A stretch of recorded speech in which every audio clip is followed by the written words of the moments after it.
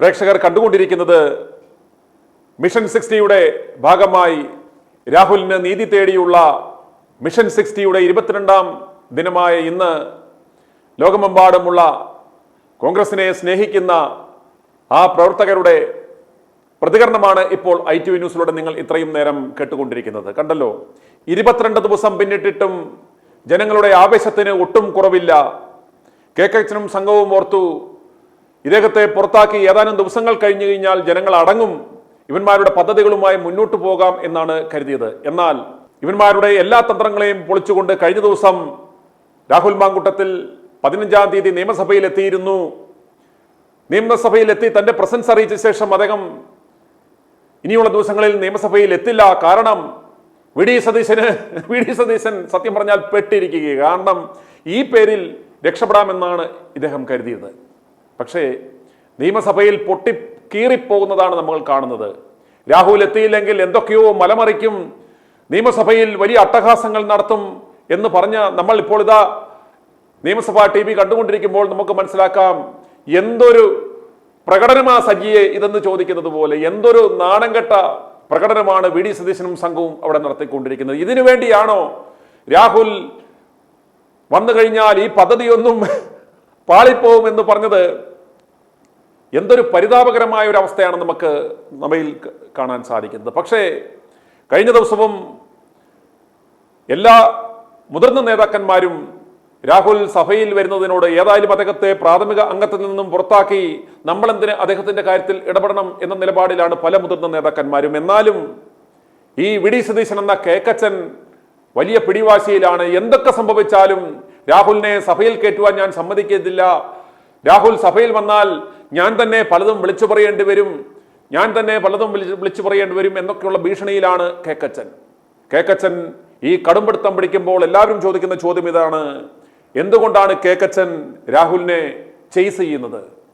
എന്തുകൊണ്ടാണ് കേക്കച്ചൻ രാഹുലിനെ വേട്ടയാടുന്നത്? അതിനുള്ള ഉത്തരം ആദ്യമേ മുതലേ ITV ന്യൂസ് പറഞ്ഞുകൊണ്ടിരിക്കുന്നതാണ്.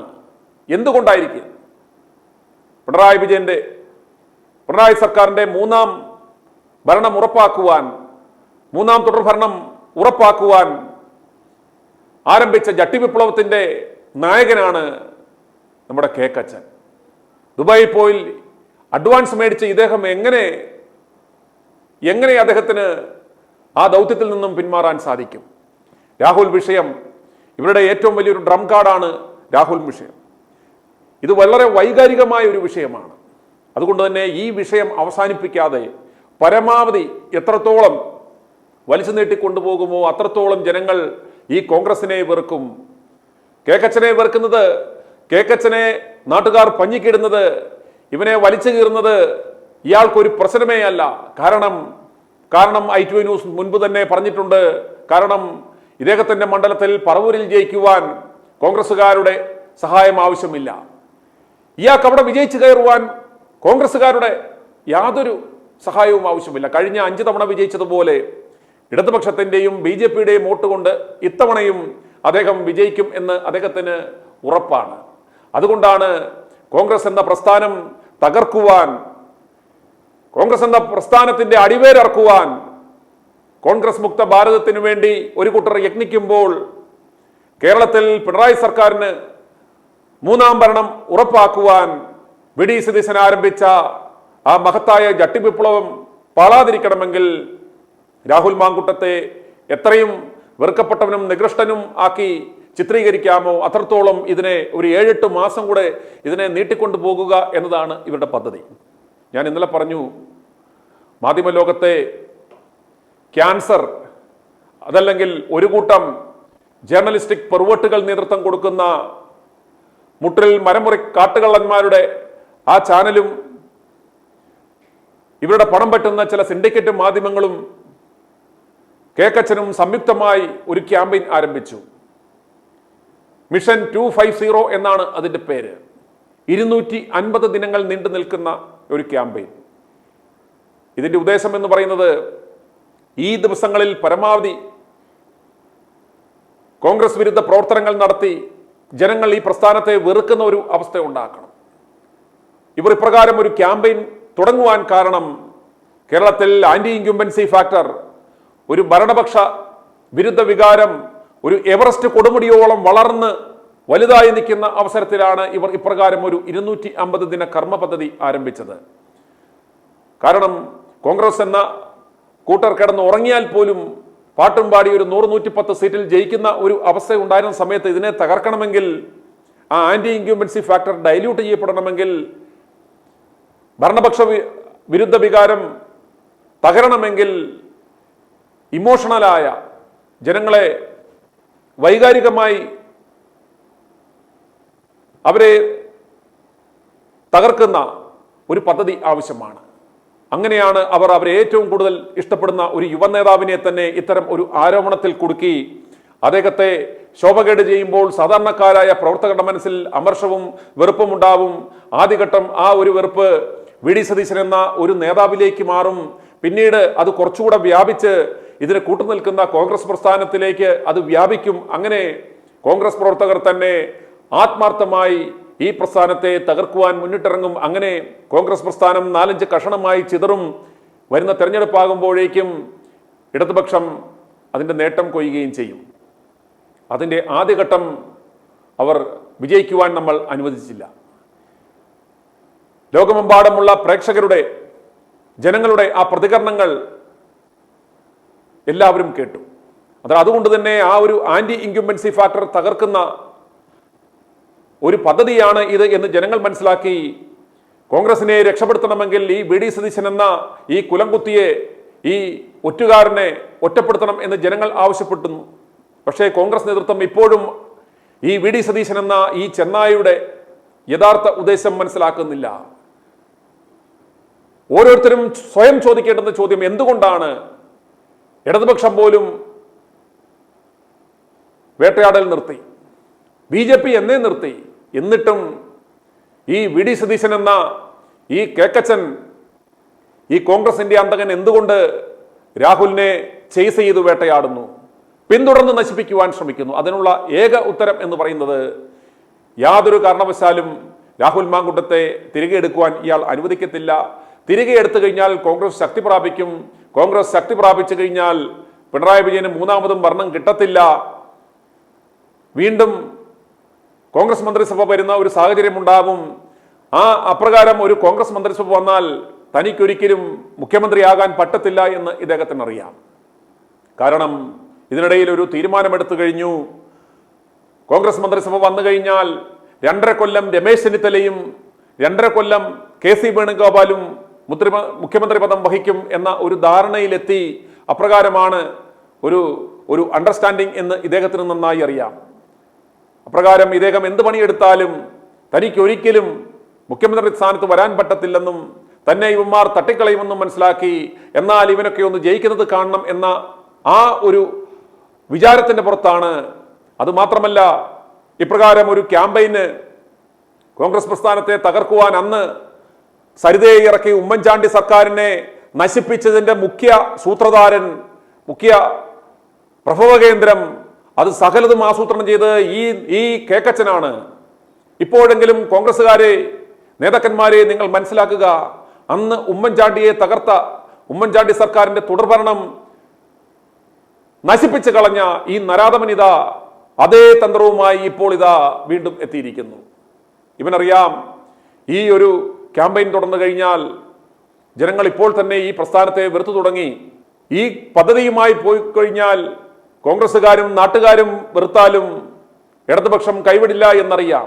ആ ഇടതുപക്ഷത്തിന്റെയും BJPയുടെയും വോട്ട് വാങ്ങി കോൺഗ്രസ് നേതാക്കന്മാർ എല്ലാം തോറ്റാലും തന്റെ മണ്ഡലത്തിൽ താൻ വിജയിക്കും എന്ന് ഇദ്ദേഹം ഉറച്ചു വിശ്വസിക്കുന്നു. അപ്രകാരം വീണ്ടും വിജയിച്ചാൽ വീണ്ടും പ്രതിപക്ഷ സ്ഥാനത്ത് ഇയാൾക്ക് തുടരാം. വേറെ ഒരാളും ആ പ്രതിപക്ഷ റോളിൽ കൈയാളുവാൻ വരില്ല. അപ്പോൾ ഏറ്റവും സൗകര്യപ്രദം, സുഖപ്രദം, ഏറ്റവും നേട്ടമുണ്ടാക്കാൻ പറ്റുന്നത് ആ പ്രതിപക്ഷ സ്ഥാനത്ത് തന്നെ വീണ്ടും ഇരിക്കുക. ഒരു ടെൻഷനും വേണ്ട, ആരോടും ആൻസറബിളുമല്ല.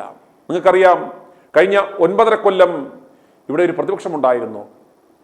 ഈ നാണം കെട്ടവൻ ഇപ്പോൾ പറയുകയാണ്, രാഹുൽ മാങ്കൂട്ടത്തിൽ വന്നു കഴിഞ്ഞാൽ ഞങ്ങളുടെ പ്ലാനുകളും പദ്ധതികളും ഒന്നും നടക്കത്തില്ല, കൃത്യമായ പ്ലാനും അജണ്ടയും എല്ലാം ഉണ്ടെന്ന് പറഞ്ഞ് നിയമസഭ തുടങ്ങി ഇന്ന് 3ാം ദിവസമാകുകയാണ്. ഈ 3 ദിവസം പിന്നിടുമ്പോൾ ഇന്നലെ നമ്മൾ സഭയിൽ കണ്ടത് ഭരണപക്ഷം എത്ര സമർത്ഥമായാണ് ഇവന്മാരെ അടിച്ച് ഒതുക്കിയത്. കസ്റ്റഡി മരണം, പോലീസ് മർദ്ദനം ഒക്കെ വലിയൊരു വിഷയമാക്കി ആളിക്കത്തിക്കുവാൻ വന്നപ്പോൾ എത്ര സമർത്ഥമായാണ്, എത്ര നന്നായി ഹോംവർക്ക് ചെയ്താണ് പിണറായി സർക്കാർ ഇവരെ പ്രതിരോധിച്ചത്. പിണറായി സർക്കാരിന്റെ കാലഘട്ടത്തിൽ 2016 മുതൽ 2024 വരെ 108 പോലീസുകാരെ സർവീസിൽ നിന്നും പിരിച്ചുവിട്ടു എന്ന കണക്ക് പറഞ്ഞു. അതുപോലെ തന്നെ ഇവർ പറഞ്ഞ സുജിത്ത് എന്ന് പറയുന്ന ചെറുപ്പക്കാരന്റെ പേരിൽ ഇയാൾ ഒരു കൊടും ക്രിമിനലാണെന്നും ഇയാളുടെ പേരിൽ ഓൾറെഡി തന്നെ 15ഓളം ക്രിമിനൽ കേസുകൾ വിവിധ പോലീസ് സ്റ്റേഷനുകളിലായുള്ള ഒരു കാപ്പ ചുമത്തി അകത്തുവിടേണ്ടുന്ന ഒരാളാണെന്നുമുള്ള ഞെട്ടിക്കുന്ന വിവരം ഇന്നലെ നിയമസഭയിൽ പുറത്തുവിട്ടു. ചുരുക്കം പറഞ്ഞാൽ അതുപോലെ തന്നെ പോലീസ് മർദ്ദനത്തെക്കുറിച്ച് ഇവർ വാചാലരായപ്പോൾ ഇത് സ്റ്റാലിന്റെ റഷ്യയല്ല എന്ന് പറഞ്ഞപ്പോൾ ഇവിടെയാ തന്നെയാണ് എനിക്ക് മർദ്ദനമേൽക്കേണ്ടി വന്നത് എന്ന അനുഭവകഥയും മുഖ്യമന്ത്രി പറഞ്ഞു. അതോടെ ഇവന്മാരുടെ വായിലെ പിരിവെട്ടി. ഏറ്റവും വലിയ തമാശ, ഇവരുടെ ഒരു യുവനേതാവ് ഈ കസ്റ്റഡി മരണത്തെക്കുറിച്ച് ഘോരം കേരള മനസാക്ഷിയാകെ ഞെട്ടി വിറച്ചിരിക്കുന്ന സമയം എന്നൊക്കെ പറഞ്ഞു കഴിഞ്ഞപ്പോൾ നാട്ടുകാർ ഇത് കണ്ട് ചിരിക്കുകയായിരുന്നു. കാരണം ആ കസ്റ്റഡി ആക്രമണത്തിന്റെ ദൃശ്യങ്ങൾ പുറത്തു വന്നപ്പോൾ ഈ കേക്കച്ചൻ എന്ന് പറയുന്ന ഈ പ്രതിപക്ഷ നേതാവ് ഈ പിണറായിയുടെ ചെരുപ്പ് നക്കി, അദ്ദേഹത്തിന്റെ സ്വന്തം സദ്യ നക്കിക്കഴിഞ്ഞ് പിണറായി വിജയന്റെ ഇല നക്കിക്കൊണ്ട് ആ ഇലയും നക്കിക്കഴിഞ്ഞ് പിണറായി വിജയന്റെ ആ 5 വിരലും ഈമ്പാൻ വേണ്ടി നിൽക്കുന്ന കാഴ്ചയാണ് നമ്മുടെ എല്ലാം മനസ്സിൽ കടന്നു വന്നത്. ഇവനാണ് ഞെട്ടിയതെന്ന് പറയുന്നത് എന്ത് വിരോധാഭാസമാണ്. കാരണം നമുക്കറിയാം, ഇപ്പോൾ ഒരു ലോകകപ്പ് മത്സരത്തിന് ഇറങ്ങുവാൻ ഏറ്റവും മിടുക്കരായ കളിക്കാരോടൊപ്പം നീണ്ട ശക്തമായ പരിശീലനത്തിന് ശേഷം കളിക്കളത്തിലേക്ക് ഇറങ്ങേണ്ടുന്നതിന് പകരം ഇതാ അവസാന ഒരു അവസരമാണ്. നിയമസഭയിൽ ഭരണകൂടത്തെ വിറപ്പിക്കേണ്ടുന്ന കൃത്യമായ പ്ലാനുകളും പദ്ധതികളോടും കൂടി അത് നന്നായിട്ട് പ്രസന്റ് ചെയ്യുവാൻ കപ്പാസിറ്റിയുള്ള ഷാഫിയും രാഹുൽ മാങ്കൂട്ടത്തിലും പോലെയുള്ള ആ നേതാക്കന്മാരെ കൂടെ ചേർത്ത് നിർത്തി ശക്തരായി പോകേണ്ടതിന് പകരം എന്താണ് സംഭവിച്ചത്? ഈ വെയിറ്റിംഗ് ലിസ്റ്റിലുള്ള അല്ലെങ്കിൽ സ്റ്റാൻഡ് ബൈ കളിക്കാരെ ഏറ്റവും മികവുറ്റ കളിക്കാരെ മാറ്റി നിർത്തി അവന്മാരെ ആട്ടിപ്പായ്ച്ചു കളഞ്ഞ ശേഷം പിൻബെഞ്ചിൽ ഔട്ട് പെറുക്കാനിരിക്കേണ്ട സൈസ് സാധനങ്ങളെ ഇറക്കിയിട്ടാണ് ഇവന്മാർ നിയമസഭയിൽ ഇറങ്ങിയത്. ഇന്നലെ കാണുക, ഇതുവരെ കേട്ടിട്ടില്ലാത്ത ചില യുവ നേതാക്കന്മാരെയൊക്കെ, ഒരു അഷ്റഫ് സനീഷ് കുമാറിനെ ഒക്കെ നേതൃത്വത്തിൽ സത്യാഗ്രഹം ആരംഭിച്ചു. ഒരു അരമന കിങ്ങിണി ഒരു റെപ്രസെന്റേഷൻ അവതരിപ്പിച്ചു. പക്ഷെ ഇതൊന്നും ഒരു ഇമ്പാക്റ്റും ഉണ്ടാക്കിയില്ല. ഇവന്മാർ കൊണ്ടുവന്ന ആ കസ്റ്റഡി ആക്രമണത്തെ ഒരു അടിയന്തര പ്രമേയത്തിന് ഇവന്മാർ ഓർത്തു അടിയന്തര പ്രമേയം അനുവദിക്കണമെന്ന് പറയുമ്പോൾ അനുവദിക്കത്തില്ല, കാറിക്കൂവി വെളിയിൽ പോകാമെന്നാണ് ഇവന്മാർ കരുതുന്നത്. പക്ഷേ ഇടതുപക്ഷം, എനിക്ക് തോന്നുന്നു ഇത് ചരിത്രത്തിൽ ആദ്യമായിട്ടാവാം, അടിയന്തര പ്രമേയം ആവശ്യം ഉന്നയിച്ചപ്പോൾ തന്നെ അത് അനുവദിച്ചു കൊടുത്തു. നീയൊക്കെ എന്താ വേണേലും പറഞ്ഞു എന്നുള്ള അനുമതി കൊടുത്തു. എന്താണ് പറഞ്ഞത്? ഈ പാടിത്തേഞ്ഞ പാട്ട് തന്നെ ഇവന്മാർ യാതൊരു ഗൃഹപാഠവുമില്ലാതെ വിളിച്ചു പറഞ്ഞപ്പോഴാണ് കൃത്യമായിട്ടും കണക്കുകൾ സഹിതം എത്ര 108ഓളം പോലീസുകാരെ സർവീസിൽ നിന്നും പിരിച്ചുവിട്ടുവെന്നും ഈ സുജിത്ത് എന്ന് പറയുന്നവരുടെ പേരിൽ 15ഓളം ക്രിമിനൽ കേസുകളുണ്ടെന്നും അടക്കമുള്ള കൃത്യമായ ഡേറ്റകളടക്കം പറഞ്ഞ് ഇവന്മാരുടെ വായടപ്പിച്ചു. അങ്ങനെ ആ അടിയന്തര പ്രമേയം ചീറ്റിപ്പോയി. കേക്കച്ചൻ എന്ത് മലമറിക്കുമെന്നാണ് പറഞ്ഞത്? ചുരുക്കം പറഞ്ഞാൽ ഒന്നും സംഭവിച്ചില്ല. നമ്മളൊരു കാര്യം മനസ്സിലാക്കണം, ഈ നിയമസഭ എന്ന് പറയുന്നത് കാലങ്ങൾക്ക് ശേഷം ഈ സംസ്ഥാനത്തിൻ്റെയും ജനങ്ങളുടെയും പുരോഗതിയെ ലക്ഷ്യം വെച്ചുകൊണ്ട് വികസനോന്മുഖമായ ക്രിയേറ്റീവായിട്ടുള്ള ഫ്രൂട്ട്ഫുൾ ആയിട്ടുള്ള ചർച്ചകൾ നടക്കേണ്ടുന്ന ഈ നിയമസഭയിൽ ഇവന്മാർ എന്തൊക്കെ കോക്കാമ്പിച്ചുകളാണ് കിടന്ന് കാണിക്കുന്നത്. ഇവർക്ക് എതിർക്കുവാൻ, ഇതുപോലുള്ള ഓരോ ഇൻസിഡന്റുകൾ ഉണ്ടാകുമ്പോഴും ശക്തമായ എതിർപ്പ് പ്രകടിപ്പിക്കുവാൻ, പ്രതിരോധിക്കുവാൻ അവസരമുണ്ടായിരിക്കെ അതൊന്നും ചെയ്യാതെ പിണറായി വിജയന്റെ സദ്യയും ഇലയും നക്കി മടിയിൽ കയറി ഇരുന്നിട്ട് നിയമസഭയിൽ നാടകം കളിക്കാൻ വരുന്നു. നിയമസഭയിലൂടെ, സഭാ ടി വിയിലൂടെ ജനങ്ങൾ ഇതൊക്കെ കാണും എന്ന് മനസ്സിലാക്കി, അല്ലെങ്കിൽ ഇവന്റെയൊക്കെ ഈ അളിഞ്ഞ പ്രസ്താവന, ഇവന്മാരുടെ സിൻഡിക്കേറ്റ് മാധ്യമങ്ങൾ തന്നെ എന്തോ വലിയ കാര്യങ്ങൾ സംഭവിച്ചു എന്നും പറഞ്ഞൊരു നാടകമാണ് നിയമസഭയിൽ നടക്കുന്നത് എന്ന് ജനങ്ങൾ മനസ്സിലാക്കുക. ഇത് മാച്ച് ഫിക്സിംഗ് എന്നൊക്കെ പറയുന്നത് പോലെ കൃത്യമായ പ്ലാനും പദ്ധതികളോടും കൂടി ഇവന്മാർ തമ്മിൽ ഒരു അണ്ടർസ്റ്റാൻഡിങ്ങിൽ നടത്തുന്ന വെറും നാടകം. ഇവിടുത്തെ ജനങ്ങളെ വെറും ഫൂളാക്കുവാൻ വേണ്ടി ക്രിയേറ്റീവായി അടിയന്തരമായി ഇടപെടുവാനുള്ള വിഷയങ്ങളിൽ ഒന്നും ഇടപെടാതെ ഈ 9.5 വർഷം കഴിഞ്ഞപ്പോൾ ഈ നിയമസഭയിൽ ഇവന്മാർ വെറും പ്രഹസനങ്ങൾ നടത്തുന്നു. പിണറായി എന്ന് ഉച്ചരിക്കുക പോലും ചെയ്യാത്ത ഈ നാണംകെട്ട കേക്കച്ചൻ കഴിഞ്ഞ 2 ദിവസമായി അവൻ പിണറായി എന്ന് സംസാരിക്കുവാനും ശ്രമിച്ചു തുടങ്ങി. അതിനർത്ഥം ഇവൻ നമ്മൾ പറയുന്നതിനെ പേടിച്ചു തുടങ്ങി. ജനങ്ങൾ ഇതെല്ലാം ശ്രദ്ധിച്ചു തുടങ്ങി എന്ന് മനസ്സിലാക്കിയിരിക്കുന്നു. അതുകൊണ്ട് സഭയിൽ നടക്കുന്ന ഈ തേഞ്ഞ നാടകത്തെ ജനങ്ങൾ അർഹിക്കുന്ന അവജ്ഞയോടെ പുച്ഛിച്ച് തള്ളിക്കളയണം. ഇതൊക്കെ വെറും പ്രഹസനമാണ്, ഇതെല്ലാം ടൈം വേസ്റ്റിംഗ് എക്സസൈസ് ആണ്. ഖജനാവിലെ നികുതിപ്പണം കട്ടുമുടിച്ച് തിന്നു മുടിക്കാൻ ഉടയാത്ത കതറുമിട്ട് ഈ നാണം കെട്ടവന്മാർ ജനങ്ങളുടെ പേരിൽ തിന്നു കുടിച്ച് സുഖിക്കുവാനുള്ള ഒരു അവസരം മാത്രമാണ് ഈ നിയമസഭയിൽ ഇപ്പോൾ നടക്കുന്നത് എന്ന് മനസ്സിലാക്കുക. അപ്പോഴും നമ്മൾ ഉയർത്തേണ്ടുന്ന ചോദ്യം ഇതാണ്: എന്തുകൊണ്ട് കേക്കച്ചൻ രാഹുലിനെ വേട്ടയാടുന്നു? എന്തുകൊണ്ട് രാഹുലിനെ വേട്ടയാടുന്നു? ആവർത്തിച്ച് പറഞ്ഞ് മനസ്സിൽ ഉറപ്പിക്കേണ്ടുന്ന കാര്യം, പിണറായി സർക്കാരിന് 3-ാം ഊഴം ഒരുക്കുവാൻ വേണ്ടി അച്ചാരം വാങ്ങിയ അഡ്വാൻസ് മേടിച്ച ഈ നാണം കെട്ടവന് രാഹുൽ വിഷയം യാതൊരു കാരണവശാലും തീരാൻ പാടില്ല. ഉടൻ തന്നെ നമുക്ക് മനസ്സിലാക്കുവാൻ സാധിക്കുന്നത് ഇതേപോലുള്ള 6-7 അഭിസാരികമാരെ ഇവന്മാർ വീണ്ടും ഇറക്കും. ഓരോ ആഴ്ചയിലും ഓരോ അഭിസാരികമാർ എന്ന നിലയ്ക്ക് ഓരോരുത്തരെ ഇവർ ഇറക്കും. ഇതുപോലുള്ള തേഞ്ഞ ആരോപണങ്ങൾ ഇറക്കും. ഈ വിഷയം തദ്ദേശ സ്വയംഭരണ സ്ഥാപനങ്ങൾ അല്ലെങ്കിൽ നിയമസഭാ തെരഞ്ഞെടുപ്പ് വരെ വലിച്ചു നീട്ടി കൊണ്ടുപോകും. ഇതിനാണ് ഇവൻ അച്ചാരം മേടിച്ചിരിക്കുന്നത്. കോൺഗ്രസിനെ സ്നേഹിക്കുന്ന, കോൺഗ്രസിനെ നെഞ്ചിലേറ്റിയ പ്രവർത്തകർ എത്രയും വേഗം ചെയ്യേണ്ടുന്നത് ഈ കേക്കച്ചൻ എന്ന് പറയുന്ന ഈ നാണം കെട്ടവനെ, പിണറായിയുടെ ഈ ഏജന്റിനെ എത്രയും വേഗം പ്രതിപക്ഷ സ്ഥാനത്ത് നിന്ന് ഇവനെ നീക്കം ചെയ്യുക, മിടുക്കരായിട്ടുള്ള കരുത്തുറ്റ ഒരു KPCC പ്രസിഡന്റിനെ നിയമിക്കുക, അതുപോലെ കഴിവുറ്റ യുവ നേതൃത്വത്തെ ചേർത്ത് നിർത്തി പ്രവർത്തിച്ചില്ല എങ്കിൽ ഈ കേക്കച്ചൻ ഇവൻ അഡ്വാൻസ് മേടിച്ച ആ ടാസ്ക് അവൻ പൂർത്തീകരിക്കും. 3-ാമതും പിണറായിക്ക് ഇവിടെ തുടർഭരണം ഉണ്ടാവും. അത് തടയണമെങ്കിൽ നിങ്ങൾ ചെയ്യേണ്ടുന്നത് ഈ കേക്കച്ചൻ എന്ന് പറഞ്ഞ നരാധമനെ, ഈ വൃത്തികെട്ടവനെ ഈ പ്രസ്ഥാനത്തിൽ നിന്ന് പുറത്തു കളയുക എന്നതാണ്. ഈ ആവശ്യം ഉന്നയിച്ച് വീണ്ടും ലോകമെമ്പാടുമുള്ള ജനങ്ങൾ പ്രതികരിക്കുകയാണ്. ഇപ്പോൾ നമുക്ക് i2i news react four right ജനങ്ങളുടെ ആ പ്രതികരണങ്ങൾ കേൾക്കാം. ഞാൻ ട്രിവാൻഡ്രമാണ്. എൻ്റെ പേര് ആനി എന്നാണ്. i2i ന്യൂസ് സുനിലിൻ്റെ അടുത്ത് ഒരുപാട് നന്ദിയുണ്ട്, ഒത്തിരി നന്ദി അറിയിക്കാനാണ് വിളിച്ചത്. കാരണം നമ്മുടെ രാഹുൽ മാങ്കൂട്ടത്തിൽ വിഷയമായിട്ട് നിങ്ങൾ എടുത്ത ഇനീഷ്യേറ്റീവ്, കാരണം സുനിൽജി രാവും പകലും ഇതിനു വേണ്ടി അധ്വാനിച്ച് ഇത്രയും ജനങ്ങളെ ഒന്നിച്ചു കൂട്ടി ഇത്രയും നല്ല ഒരു പ്രതിരോധ പ്രവർത്തനം നടത്തിയ സുനിലിന് ഒരുപാട് അഭിനന്ദനങ്ങൾ അറിയിക്കുന്നു. കാരണം ഈ ചാനൽ മേൽക്കുമേൽ വളർന്നു വരട്ടെ. ഞാൻ ഏഷ്യാനെറ്റ് ന്യൂസിന്റെ ഒത്തിരി ഇഷ്ടക്കാരിയായിരുന്നു. കാരണം എനിക്ക് ആ വിനു ചോണും അവരൊക്കെ ഈ ചാനൽ ഡിബേറ്റിലൊക്കെ എനിക്ക് ഭയങ്കര ഇഷ്ടമായിരുന്നു. പക്ഷെ അതെല്ലാം ഞാൻ നമ്മുടെ രാഹുൽ വിഷയം വന്നതിന് ശേഷം ഞാൻ അതങ്ങ് മാറ്റിവെച്ചു. ഞാൻ നമ്മുടെ സുനിലിന്റെ ചാനൽ മാത്രമാണ് ഇപ്പൊ കാണുന്നത്. എനിക്ക് ഇന്ന് നമ്മുടെ രാഹുലിനെ നിയമസഭയിൽ എത്തിക്കാൻ ഏറ്റവും അധികം പ്രയത്നിച്ച സുനിലിനോട് എന്തുമാത്രം നന്ദി പറഞ്ഞാലും മതിയാകുമെന്നറിയില്ല. അതിന് എത്രമാത്രം നന്ദി പറയണമെന്ന് അറിഞ്ഞുകൂടാ. കാരണം ഒന്ന് കണ്ടിരുന്നേ നേരിട്ട് വന്നിട്ട് അഭിനന്ദിക്കണമെന്നുണ്ട്. ഇന്ന് രാഹുൽ നിയമസഭയിൽ വന്നെന്ന് കണ്ടു അത് കേട്ടതിന് ശേഷമാണ് മനസ്സിനൊരു ആശ്വാസമായത്. ഇത്രമാത്രം ഞങ്ങൾ രാഹുലിനെ സ്നേഹിക്കുന്നുണ്ട്. ഞങ്ങൾ എല്ലാവരും ഞങ്ങളുടെ ജീവൻ കൊടുത്തും രാഹുലിന്റെ കൂടെ നിൽക്കാൻ ഞങ്ങൾ തയ്യാറാണ്. ഇന്ന് ശരിക്കും പറഞ്ഞാൽ എനിക്ക് രാവിലെ ഒരു ഹൗസ് വാമിംഗ് ഉണ്ടായിരുന്നു. കാരണം രാവിലെ 9 മണിക്കായിരുന്നു. രാഹുൽ വന്നത് കണ്ടിട്ടേ അതിന് പോകുമെന്നും പറഞ്ഞിരുന്നു. അതിന്റെ എല്ലാം കഴിഞ്ഞതിന് ശേഷമാണ് അതിന് പോയത്. കാരണം അതുപോലെ സന്തോഷമുണ്ട്. ഒത്തിരി നന്ദി പറയാനായിട്ടാണ് വിളിച്ചത്. ഒരുപാട് നല്ല നിങ്ങളുടെ പ്രവർത്തനങ്ങൾ. ഇനി ഞാൻ പറയുന്നത് നമ്മുടെ കേരളത്തിന്റെ മുഖ്യമന്ത്രിയായിട്ട് വരണം സുനില്.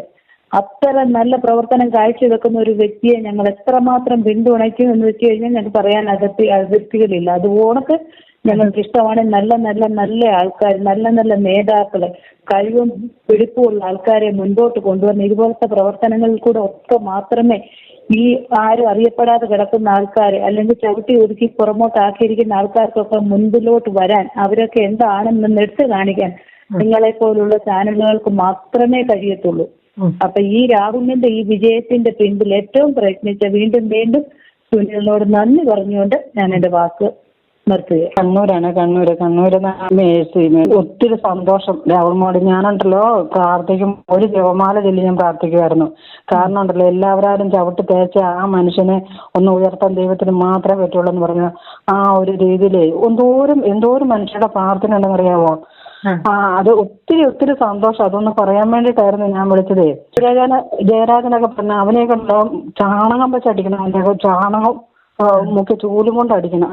യുവമാരൊക്കെ വിചാരിച്ച് ഇവരൊക്കെ തള്ളിക്കളയുമ്പോ ആ പയ്യത്തെ ആ പാവം ചെറുക്കനങ്ങ് വീണ് പോകുന്നായിരിക്കും വിചാരിച്ച്. ഒത്തിരി അമ്മമാരുടെ എന്നിട്ട് ഇവര് പറയുന്നതെന്നാ ഇവര് ഓരോരുത്തരെ കൊണ്ട് പറയിപ്പിക്കുന്നതാണ്. ആരും പറയിപ്പിക്കുന്നതല്ല. ഇപ്പൊ ഞാനാണെങ്കിൽ ഈ കണ്ണൂര് ഈ പിണറായിയുടെ നാട്ടിലായി പിണറായി ഞങ്ങക്ക് എവിടെയും പോകാമല്ല. കണ്ണൂരുകാരൻ നാണംകേടാ പിണറായിയുടെ ആൾക്കാരാന്നും പറഞ്ഞോണ്ട്. അവരുടെ ഗ്രൂപ്പിലും അല്ല ഒന്നിലും അല്ല. എങ്കിലും എവിടെ ചെന്നാലും ഞങ്ങൾക്ക് അവമാനം മാത്രമേ ഉള്ളൂ.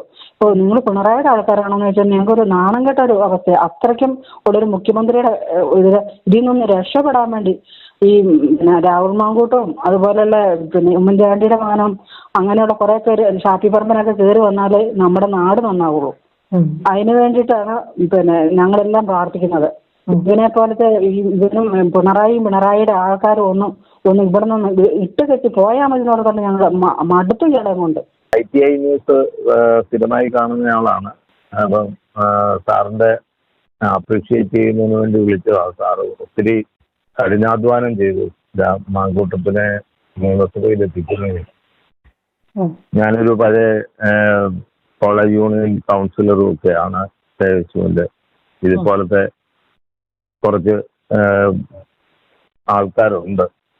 അതുകൊണ്ടാണ് നമ്മൾ പോരേണ്ടി വന്നത്, പോരേണ്ടി വന്നത്. ഉമ്മൻചാണ്ടി ഈ മരിക്കുന്നതിന് തലേദിവസം മുമ്പേ നടക്കാവുന്ന സമയത്ത് മുഖ്യമന്ത്രി ആയിരുന്ന സമയത്ത് എൻ്റെ വീടിൻ്റെ അവിടെ ഒരു മരണം ഉണ്ടായി. അവിടെ വരുമ്പം ഉമ്മൻചാണ്ടിയെ കണ്ട് ഞാൻ ഈ കാര്യങ്ങളൊക്കെ സംസാരിച്ചു. ഉമ്മൻചാണ്ടിക്ക് വേണ്ടി ചെയ്തത് ഒരു DYFIക്കാരൻ അച്യുതാനന്ദന് ഒരു ലെറ്റർ വിട്ടതാണ്. ഈ പ്രശ്നം മുഴുവനും ഉണ്ടായത് വെറുതെ തിരുക്കഥയുണ്ടാക്കി വിട്ടതാണ്.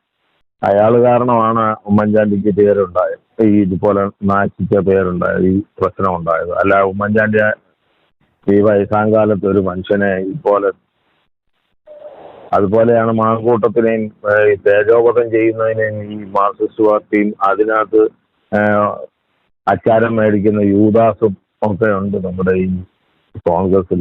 പൂണുകളുടെ കുറെ കോൺഗ്രസ്സുകാരും ഉണ്ട്. അതുകൊണ്ടാ ഈ സംഭവം ഉണ്ടായത്. ഏതായാലും മാങ്കൂട്ടം നല്ലൊരു ഇതായിട്ട് വരും. സപ്പോർട്ട് എല്ലാം സപ്പോർട്ടും മാങ്കൂട്ടത്തിലും ഉണ്ട്. കോൺഗ്രസ് വിജയിക്കണമെങ്കിൽ ചെറുപ്പക്കാർ വരണം, ചെറുപ്പക്കാർ തൻ്റെ ഇടത്തോടെ വരണം. അല്ലാതെ ഈ പറയുന്ന മേലാളന്മാർക്കൊക്കെ ഉണ്ട് ഇവര് വിചാരിക്കുന്ന ഇവര് മാത്രമാണ് പുണ്യവാന്മാരെന്നാണ് വിചാരിക്കുന്നത്. ഇവർക്കെല്ലാം ആ സൂര്യനെല്ലിക്കേസിലെ ഒക്കെ പ്രശ്നങ്ങൾ ഓരോരുത്തരുണ്ട് ആൾക്കാരെ. അപ്പം സുനിൽ സാറിനെ ഒന്ന് വീണ്ടും അപ്രീഷിയേറ്റ് ചെയ്യുന്നു ഈ കാര്യത്തില്. വീണ്ടും നല്ല വിജയം ഉണ്ടാകട്ടെ എന്ന് പ്രാർത്ഥിച്ചുകൊണ്ട്. പേര് സിന്ധു എന്നാണ്. ഞാൻ താമസിക്കുന്നത് ഇപ്പൊ ദുബൈയിലാണ്. പക്ഷെ ഞാൻ ഇടുക്കി ജില്ലയിൽ കട്ടപ്പനയിലാണ് എൻ്റെ സ്ഥലം.